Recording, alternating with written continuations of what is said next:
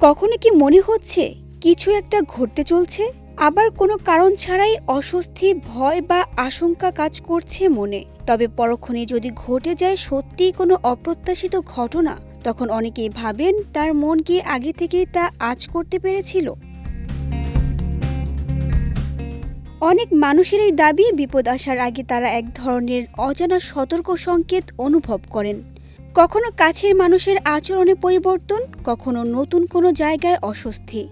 মনে হয় যেন কিছু একটা ঘটতে যাচ্ছে। তবে মনোবিজ্ঞানীরা বলছেন এর পেছনে ভবিষ্যৎ দেখার কোনো ক্ষমতা নয়, বরং কাজ করে মানুষের মস্তিষ্কের জটিল বিশ্লেষণী প্রক্রিয়া। বিশেষজ্ঞদের মতে আমাদের মস্তিষ্ক প্রতিনিয়ত চারপাশের অসংখ্য তথ্য সংগ্রহ ও বিশ্লেষণ করে। এর বড় একটি অংশ ঘটে অবচেতনভাবে। ফলে আমরা সচেতনভাবে কিছু বুঝে ওঠার আগেই মস্তিষ্ক সম্ভাব্য ঝুঁকি শনাক্ত করতে পারে। অতীত অভিজ্ঞতা, স্মৃতি ও বর্তমান পরিস্থিতির সূক্ষ্ম পরিবর্তন মিলিয়ে মস্তিষ্ক অনেক সময় সতর্ক সংকেত তৈরি করে, আর সেটিই আমরা অনুভব করি অস্বস্তি বা পূর্বাভাস হিসেবে।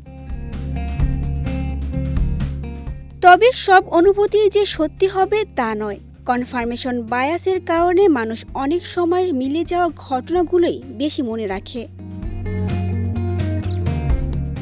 এ বিষয়ে বিশেষজ্ঞরা বলছেন মনের সতর্কতা গুরুত্বপূর্ণ হলেও সিদ্ধান্ত নেয়ার ক্ষেত্রে অনুভূতির পাশাপাশি বাস্তব তথ্য ও যুক্তিকেও গুরুত্ব দিতে হবে। বিজয় টিভি নিউজ ডেস্ক।